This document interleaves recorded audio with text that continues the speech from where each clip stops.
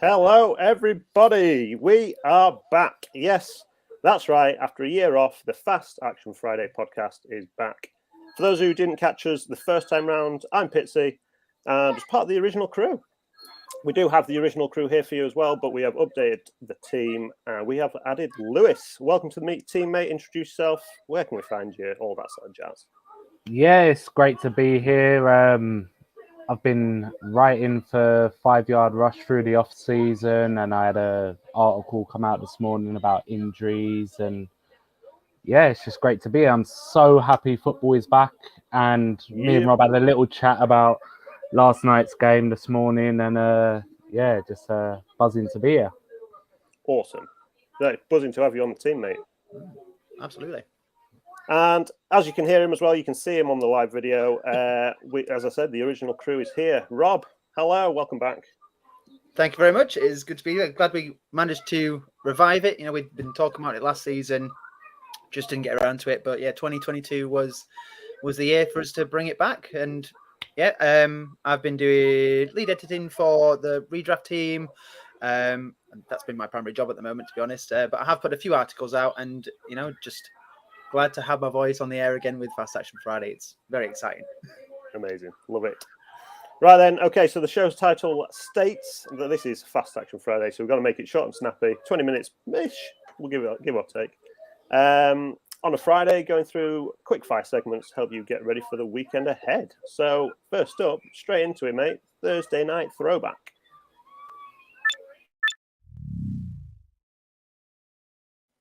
Nice. Nice. All right, so this is the quick look back at Thursday night's game. Which plays stood out for you? All that sort of jazz. So yeah, Rams versus Bills. Covering quarterback straight in. Game of two halves a bit, really. They had 3 interceptions as well for Stafford, which is a little bit iffy with that shoulder. Or it's his throwing arm, isn't it? I don't know. Is it his elbow? Yeah, I think it's tendonitis, isn't it? There's a bit of tendonitis in there. So that, I mean, they said he was good to go, but whether that was just rust or whether he's feeling it or not, I don't know. But yeah, it's the Bills' defense seemed to have him pegged back. And 2 for Allen as well, which some were a little bit iffy, but he did some good things to counter that, which was pretty impressive as well. So he was the leading rusher. He had a great highlight reel, deep passes a couple of times as well, 3 passing touchdowns and his rushing touchdown as well. And that connection with Diggs and Davis is still strong. He's planting his flag and letting know everybody that he is balling. So we talked about Stafford. He had the 1 passing touchdown. It was actually quite a nice highlight reel to Cup in the back of the end zone, which was pretty sweet. And the usual service was resumed with Cup on most plays, but he did, like I say, seemed a bit rusty with some overthrows, tip passes in general. As I said, the strong showing from the Bills D kind of made things hard for Stafford all night, really. Definitely. Yeah. So, yeah, I mean, Cooper Kupp and Matthew Stafford kicked off exactly where they left off last season. 128 yards and 13 catches with a touchdown, but nobody else on the Rams really stood out for me on offense apart from Cooper Kupp. You had Tyler Higbee, who was the highest scoring tight end of the match. And outside of that, for the Rams, you had Henderson. He was the lead back, clearly. Cam Akers had 3 touches. Henderson had 13 carries, only 47 yards, but he did have 5 receptions. So in your PPR leagues, he would have picked up around 12 points, which is decent for a flex. If he keeps up them catches all season, then he could be all right, to be fair. But the Bills, Josh Allen masterclass for me. Diggs had 5 less catches than Cooper Kupp, but he only put up 6 less yards, and he did score as well. But that was with Josh Allen supporting Gabriel Davis for 88 yards on 4 catches, as well as a score. And that's pretty much all it was last night. Dawson Knox didn't turn up to the party. Allen Robinson, I think he caught 1 pass. And that was pretty much it. Yeah, I have to agree. Like, offensively, they had the players they chose, didn't they? And then it kind of tapered off a little bit there. For the defensive scoring, I think the defense was the showstopper of the night, particularly the Bills' defense. I mean, the Rams did okay in terms of the stats they got, but yeah, the Bills were impressive. 3 interceptions, 7 sacks, hit the quarterback 15 times, only 10 points allowed. Big difference in this game. Von Miller, switching from the Rams to the Bills, Stafford's loss is definitely, the Bills' gain. Stafford was terrorized all night. I think he led the team with 2 sacks, just absolutely dominant display. Interestingly enough, the third interception that Stafford conceded, he wasn't actually looking at where he was throwing. It was a no-look pass, and it bounced off Kupp's hands and just looped into the defender's arms. And, quite a risky play considering they were 2 scores down at the time. And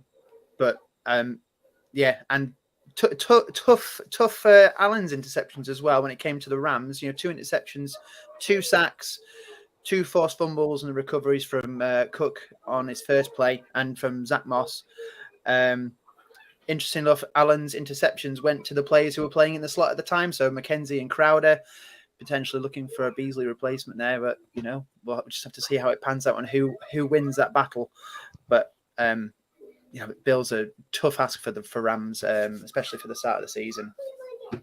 With McKenzie having the touchdown, he kind of saved his night because, like you say, McKenzie and Crowder's targets for them interceptions, Josh Allen didn't really do a lot wrong. No, not at all. Like there was contested catching for one of them, wasn't there? There was that was the McKenzie one, I believe. Yeah. And he ripped it away, and unfortunately, that counts against Allen. But yeah, aside from that, some really excellent quarterback play, virtually unstoppable. Rams have got a lot of answers to do, especially with that with any other quarterbacks they come up against in that elite tier. It's going to be tough for them. Yeah. Any particular big plays that stood out for you that we haven't mentioned already? The drive for Josh Allen's rushing touchdown for me, 13 plays, 89 yards, but it was the 47-yard bomb to Gabriel Davis that set it up. And then even on great coverage by the Rams, Josh Allen faked, ran the other way, and then he held the ball out over Bobby Wagner for the touchdown. He's showing you the legs are still here. Let's go. Josh Allen masterclass for me last night. And that was a great touchdown. Great play. Smashed it with that one.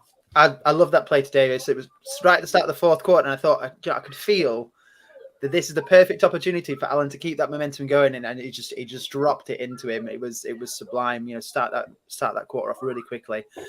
My play is a play that led up to the Rams touchdown. So 4th and 2. The few of the plays before that hadn't gone very well. So 2 punts and interception on the first 3 drives. The Rams really need to get something going. Stafford uses his favorite target, gets it to Kupp, and Kupp's getting tackled a yard from the marker at that point. But it takes Rams players to just swarm around him, push him over that first down marker, and just keep that drive going. And I think if the Rams had kept that momentum up, they went in at the half equal because of that. And, that could have been the key for them to continue going. It's just unfortunate that, Allen was just too good. The Bills went away with it from that point. Love it. All right, so next up, we've got the injury report. Stick it on, Rob.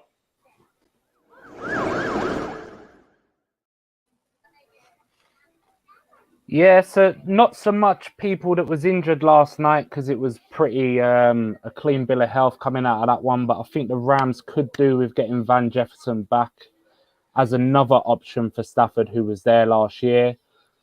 But let's talk about the running backs first for this weekend. So I've chosen 3 in particular, ones that have been a little bit questionable in the off season, coming into the preseason, and raising question marks for week 1. First one we've got is Miles Sanders, who are playing the Lions. He's had a hamstring injury. It's been bothering him for a few weeks. He did announce in the last day or so that he is ready to go for week 1.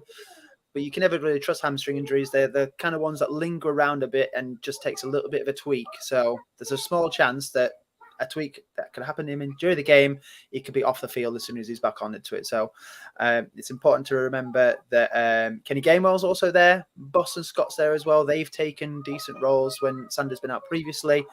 Gainwell's going to be good for the PPR side of things. Scott has been very effective in the red zone when he's been out there as well. So that's something to consider for those two. Moving on to J.K. Dobbins. He's got the knee injury that he sustained last season. Training reports suggest he's almost there and he's ready to contribute. But there's been a few press conferences that have come out this last week that sounds like he's actually still a couple of weeks away from being at full health. So I think if they do put him out there, it will be a risk. It won't be very much. So you're looking at Mike Davis taking some of the early down work, and Kenyon Drake potentially acting as the pass catching role as when he's come in. And then finally, we've got Elijah Mitchell at the Bears with a knee injury. He wasn't on the Thursday injury report, so he could be ready to take that starting role. Debo, he's had contract demands, which we'll probably talk about in a little bit. He's wanting to move away from running back and just stick to the wide receiver stuff, so it's unlikely he'll see the same amount of carries. So you might see a bit more from Jeff Wilson, particularly in the first few games, particularly in this game, where there could be a positive game script as well. I quite fancy Wilson to see a few more points than normal. Nice. Next up, Jets up against the Ravens. They have named Flacco as the start for the opening game of the season, but not just that, they've also had to put him in for at least the first 3 games. I don't think Zach Wilson's knee is going to be ready until week 4, so that's something to watch. Joe Burrow, his appendix, obviously, over the off-season. He has returned to practice this week, ready to go. Possibly not going to be match fit, but who knows? I mean, I can hope that he's not going to be match fit as a Steelers fan, but yeah, something to watch. I'll kick off with Joe Burrow's teammate T. Higgins. They formed a great rapport from the get-go, and he underwent shoulder surgery this off-season to repair a torn labrum. He's missed the majority of the preseason, but he returned to team drills on August the 14th, so a little while ago now. He did miss practice last Wednesday, but returned on Monday, and there's been no indication he'll miss week 1, but he could be limited if he does suit up, so that you'll be looking at the likes of Tyler Boyd, potentially CJ Uzomah or Tyler Conklin to step into that pass-catching role, because Higgins does get volume still, even with Chase there. And then you got CD Lamb, Dallas against the Bucks this week. He caught a foot laceration in practice, but he shouldn't miss any regular season action. He's still been doing team drills, and the worst case scenario, he could be limited in practice. The Cowboys do need him week 1 after the departures of Cooper and obviously Michael Gallup with a more serious injury. And you mentioned Deebo Samuel at the Bears. He's got a bone bruise behind his knee. So he missed practice last Thursday, but he's still been doing conditioning work, just not the team drills. He returned on Monday, so another good sign he'll be ready to go week 1. And none of these 3 have been on the injury report Wednesday or Thursday. So that means they've logged full practices, and they should be good to just plug and play this weekend in your fantasy lineups. That will be really good news for those players, and especially the fantasy players who've got them in the teams as well, because those are big players who could make a big difference. We're going to move on to weak points next. So here's a video for that one. There we go. So this segment looks at those teams who are finding it hard to stop fantasy points against certain positions. So we've only had 1 game so far in 2022. So we're going to look at the 2021 stats for NFL teams, and hopefully there's some kind of correlations. Not every team has ditched their entire defense, so it's likely that some of these cracks could still be there. So let's look at the weakest teams against quarterbacks first. Sweet. Last season, that was the Kansas City Chiefs. They conceded 4,442 passing yards, 26 passing touchdowns, and only made 15 interceptions. They also conceded 7 rushing touchdowns as well. So that was the most in the NFL in 2021. That translates to about 20.4 points a game on the official NFL fantasy scoring app.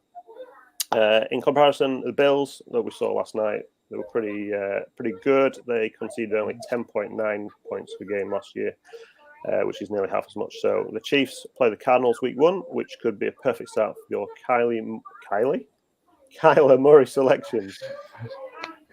Must be the backup, Kyler Murray. Kyler Murray. or his alter ego, who knows. That's But it. the weakest against running back was the Seattle Seahawks. Middle of the road for conceding rushing yards and touchdowns, conceding only 14. But compared to the 23 by the Jets, it ain't too bad. Mm-hmm. It was the receiving running backs that made the ground against Seattle. 127 receptions, producing 1,106 yards. The only team to concede over 1,000, actually. And this averaged out at 27 and a quarter points per game. They played the Broncos week 1. The return of Russell Wilson, of course, as we know, but it could be a feast for whoever the Broncos decide to deploy from their backfield. It's probably going to be split again, but who really knows now? Javonte, obviously the stable floor, and he was used more as a pass catcher than Melvin Gordon last season. But the Lions actually conceded the most receiving touchdowns against running backs with 8. So if Miles Sanders is banged up, maybe Kenneth Gainwell takes the passing work. He's one to look out for as well against Detroit. Yeah. I think we may talk about him a little bit later on as well. We've got weakest again wide receivers. It was close call between the Colts and the Falcons, but Atlanta ended up being the top position in 2021. 228 receptions for just over 2,500 yards and 19 touchdowns. That translated to nearly 40 points a game, which is a boatload. They come up against the Saints in week 1. So as we know, we've got quite a few new faces in the Saints wide receiver group. But we've also got Michael Thomas coming back as well. You know, he's not played for a while, but I think this is a perfect opportunity for him to use it as a springboard, you know, see what he's made of. They concede a lot of points. So I think this could be a good game for Thomas if people pop him in, especially on the flex.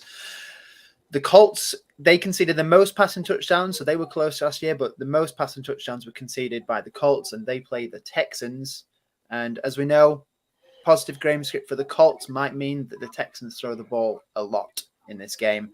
So that's good news for Cooks, for Collins, and whoever else is there as well. Maybe even we might see Chris Moore get a touchdown. Who knows? Finally, weakest against the tight end last season was the Bengals, which is great news for the Steelers. We like this. And my boy Moof.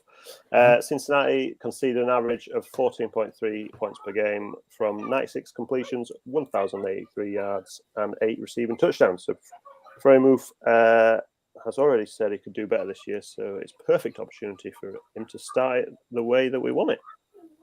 Absolutely. The only way is up for Frey Moof, isn't it? Now that Fingers Ebron's gone. Yeah. Our final segment is Flex of the Week.